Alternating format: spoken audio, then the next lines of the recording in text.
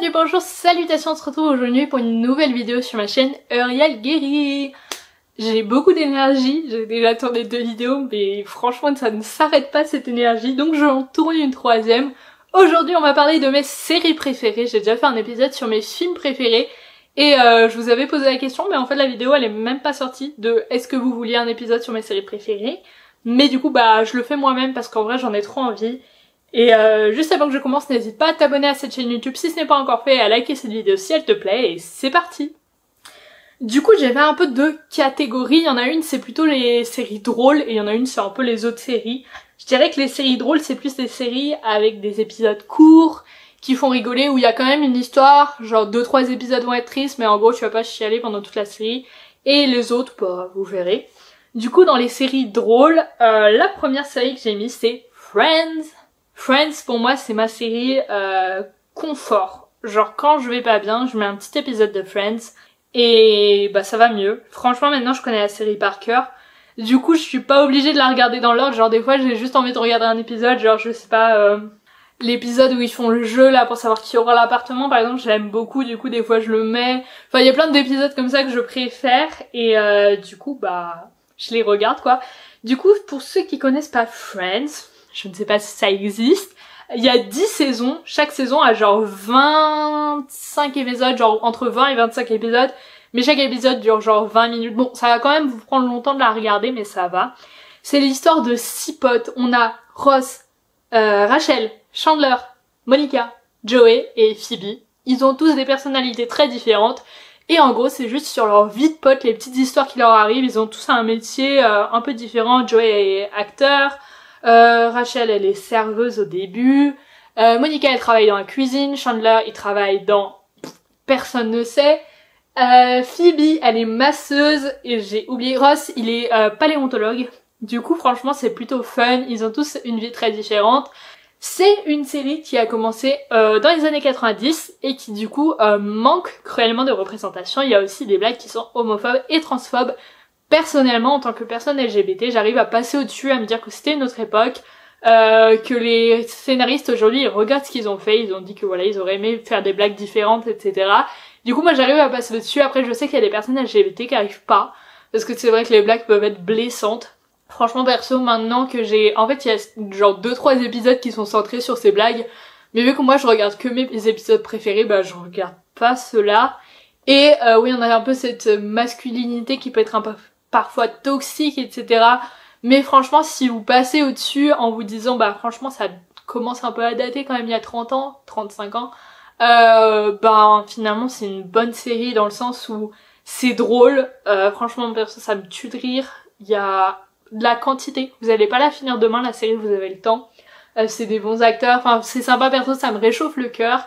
Et je l'ai déjà regardé pas mal de fois cette série, au début je la regardais du début à la fin, ouais maintenant comme je vous ai dit c'est des petits épisodes que je me mets comme ça me fait bien rire et voilà, je passe toujours un bon moment avec cette série. Ce que j'aime c'est que les épisodes ils sont courts et franchement c'est trop cool. La deuxième série que j'aime bien, et c'est la seule série française de cette sélection, c'est 10%. 10% c'est l'histoire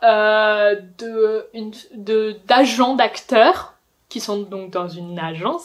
Et en gros, leur but, c'est de dénicher des contrats aux acteurs, de gérer les problèmes sur les plateaux, des trucs comme ça, enfin, d'être en contact avec les acteurs, etc. Il y a aussi quelques modèles, chanteurs, etc. Et en gros, on les suit, on suit les acteurs, etc. Ce que j'aime bien, c'est qu'en fait, il y a genre des acteurs qui sont forcément dans la série et qui jouent genre leur propre rôle. Genre, par exemple, vous allez avoir, je sais pas, Cécile de France qui va venir et qui va être Cécile de France dans la série. Et en fait j'aime bien cette frontière un peu entre le réel et la fiction, je trouve ça cool. Ça me fait pareil bien rire. Je sais pas exactement, je crois qu'il y a 4 saisons, 5. En fait c'est tout sur Netflix d'ailleurs ce que je suis en train de vous dire. Il y a 4 saisons, à chaque fois on a à peu près 6 à 8 épisodes je dirais, qui durent presque 1 heure. Du coup franchement vous avez pas mal de quantité. J'aime bien ce petit monde de stars, ces petits trucs dont nous on n'a pas forcément connaissance. J'aime bien parce qu'aussi ces agents, bah on a leur vie perso, leur vie amoureuse, leur vie avec leurs enfants, leurs partenaires, etc. J'aime beaucoup Camille Cotin qui joue Andrea, je sais pas, ça fait longtemps que je l'ai pas regardé mais je crois que c'est Andrea.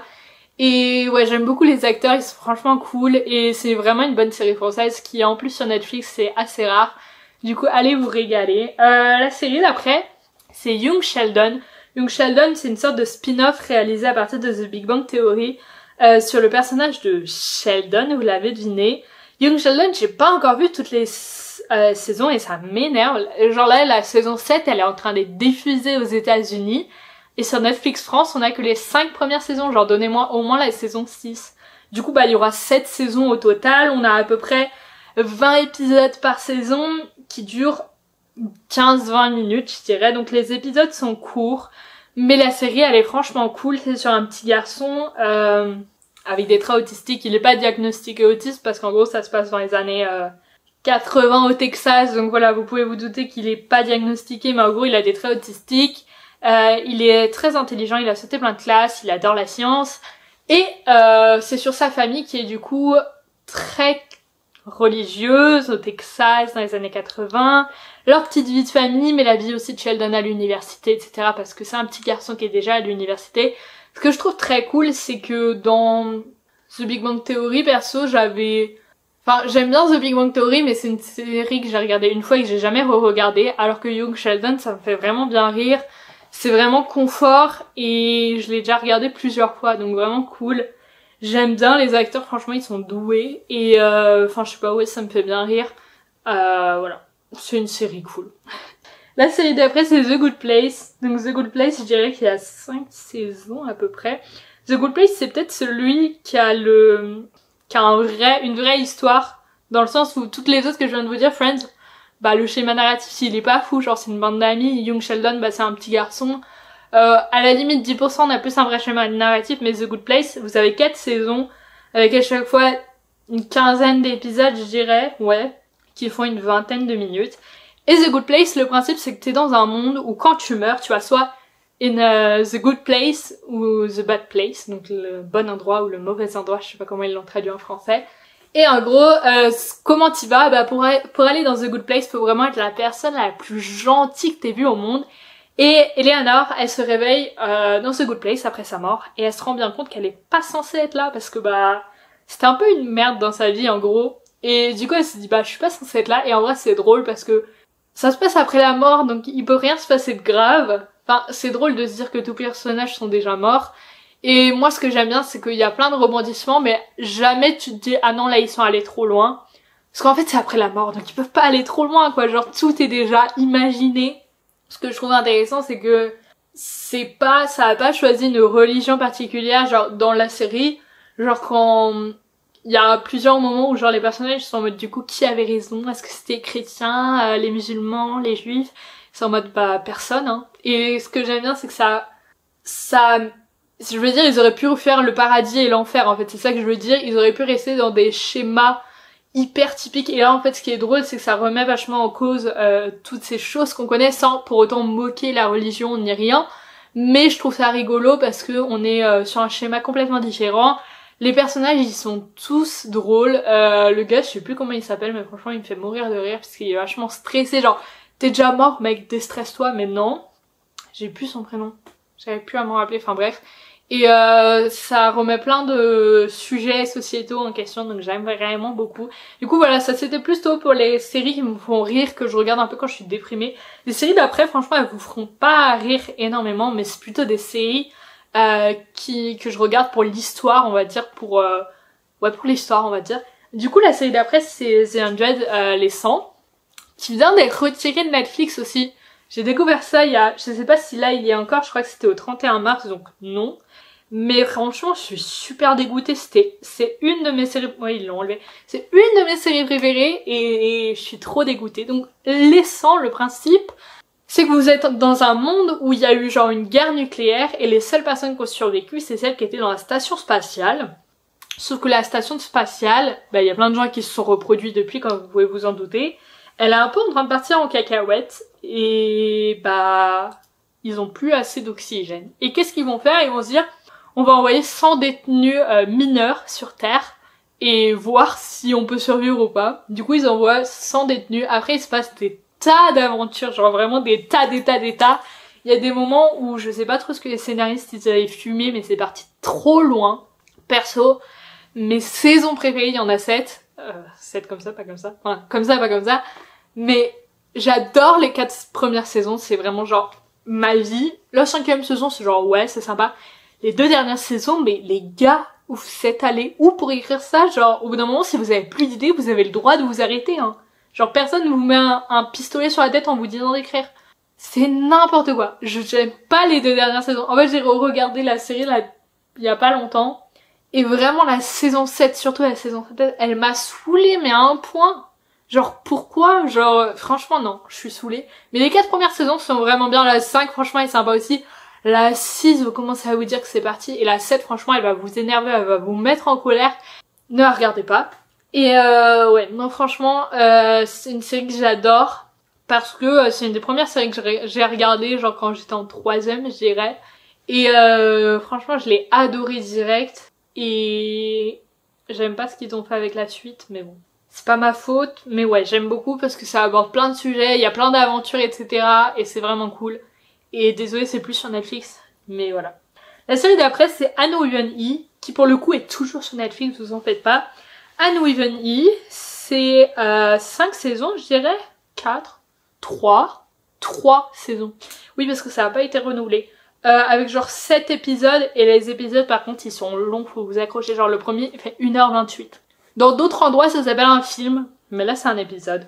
Uneven E, non mais attends, c'est même pas 1h28, c'est plus que ça. Non, c'est 1h28, enfin, j'allais être dramatique. Uneven E, c'est l'histoire d'une fille qui s'appelle Anne, assez fou, et qui est orpheline. Ça se passe, je sais plus à quel siècle, je dirais le 19e siècle. Ouais, la fin du 19e, parce qu'après on a la Première Guerre mondiale, donc ouais, la fin du 19e siècle, et qui est orpheline et qui se fait adopter par une femme et un homme qui sont frères et sœurs, mais qui avaient pas trop prévu de l'adopter. En fait, ils voulaient un garçon pour aider à la ferme, et ils se sont trompés, ils ont eu Anne, et en gros, c'est une fille qui est vraiment super sensible, qui adore écrire, qui adore lire, qui a plein d'imagination. On va suivre ces histoires parce que vous pouvez vous en douter, elle est dans un petit village. Se faire adopter à l'époque, c'est pas facile. On va suivre ses aventures avec ses amis à l'école. Enfin voilà, c'est une série très simple. Mais les décors et les images sont vraiment sublimes. L'actrice qui joue Anne, c'est... je sais plus son nom. Mais franchement, elle est incroyable. Genre vraiment, je me souviens toujours que j'ai regardé le premier épisode et que j'étais en... Mais elle est incroyable cette fille. Enfin bref. C'est une super série. Il y a des épisodes qui franchement sont assez tristes. Genre personnes qui m'ont fait pleurer et tout. Mais il y a plein d'épisodes qui sont vraiment doudou confort, genre c'est un peu un mix de tout. Les épisodes sont longs, faut s'accrocher, surtout le premier épisode qui peut être vraiment long. Perso j'ai failli arrêter, mais après j'ai trop aimé. J'ai d'ailleurs les livres qui ont inspiré la série, c'est Anne de Green Gables. Je les adore. Je crois que je vous ai déjà fait une vidéo dessus, mais voilà, allez les lire. Et du coup oui, une de mes séries préférées, très cool. Et la dernière série, c'est peut-être ma moins préférée de toutes celles que j'ai citées, mais je l'ai quand même mise dedans parce que à une époque, c'était vraiment ma série préférée, c'est Peaky Blinders. Peaky Blinders, il y a 6 saisons, mais en fait, je me suis arrêtée à la saison 5, à un moment genre au milieu de la saison 5, et j'ai jamais vu la fin. Je sais pas pourquoi. Genre, à chaque fois, je recommence du début parce que je me souviens plus de l'histoire. J'arrive à la saison 5 et il y a une autre série qui sort sur Netflix et du coup je coupe mon visionnage, je pars sur une autre série, je ne sais jamais la fin, donc ne me spoilez pas.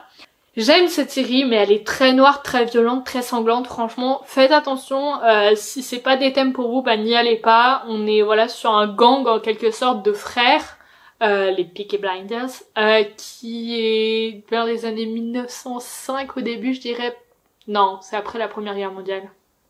C'est après la Première Guerre mondiale, 1920 je dirais, en Angleterre, un gang de frères qui fait au début des petits méfaits et qui parmi les saisons devient de plus en plus gros. J'ai eu un tout petit peu de mal au début avec cette violence parce que c'est vraiment fort, mais finalement j'ai bien aimé la série. Ouais non franchement c'est une bonne série, c'est juste que j'arrive pas à aller au bout alors que franchement elle me plaît. Mais je pense que Peaky Blinders c'est assez connu, genre je vous en parle mais voilà. Du coup, dans cette vidéo, j'ai plutôt parlé, on va dire, des séries que j'ai re-regardées le plus, on va dire. Mais après, j'ai plein de séries que j'ai adorées, mais que j'ai regardées qu'une fois. Par exemple, j'adore les séries histoires vraies, documentaires, genre sur des disparitions, par exemple. Il y en a plein que j'ai regardées, ou sur des meurtres, etc. mais c'est le genre de truc que je regarde qu'une fois, du coup je vais pas vous les recommander. Et après il y a plein de mini-séries que j'ai regardées que j'ai bien aimé, par exemple Le Jeu de la Dame j'avais beaucoup aimé quand je l'avais regardé, mais après je l'ai vu une fois il y a genre 3 ans. Du coup j'étais pas trop bien placée pour vous en parler. Là c'est plus vraiment les séries que j'aime re-regarder, qui me touchent, etc. ou qui m'apportent une émotion, auxquelles je pense souvent, etc. Enfin voilà, j'espère que ça vous fait des petites recommandations. N'hésitez pas à me recommander des séries. Là je viens de finir de regarder... Non là je suis en train de regarder Chuck, qui est pour le coup sur Prime Video et qui est pas du tout une de mes séries préférées, mais c'était pour un dossier à l'école. Et voilà, j'ai plus grand chose à regarder maintenant. Du coup, si vous avez des séries, peut-être un peu dans le style de tout ce que je vous ai recommandé, n'hésitez pas à me dire ça. Après, j'ai regardé franchement pas mal de choses. Genre par exemple, j'ai déjà regardé Sex Education, Stranger Things, etc. Stranger Things, à un moment, ça aurait été direct dans mon top de séries préférées. Mais j'avoue que la hype, pour moi, est un peu descendue depuis parce que franchement, j'en ai marre d'attendre pour les saisons. Enfin, je comprends que ça prend du temps, mais je suis pas très patiente, je préfère en fait démarrer des séries qui ont toutes les saisons. Parce que Stranger Things, enfin franchement, à part ce qui s'est passé dans la saison 1, je me souviens plus de grand chose. Du coup, peut-être que ça reviendra quand il y aura la prochaine saison, mais là, je me souviens plus. La Casa de Papel, pareil, à un moment, c'était trop une de mes séries préférées. Et voilà, enfin, l'engouement est redescendu, alors que ces séries-là, pour le coup, c'est celles pour qui... Pour moi, l'engouement n'est pas redescendu. Enfin voilà, j'espère que cette vidéo vous a plu. Du coup, j'ai fait un épisode sur mes films préférés si ça vous intéresse. Et voilà.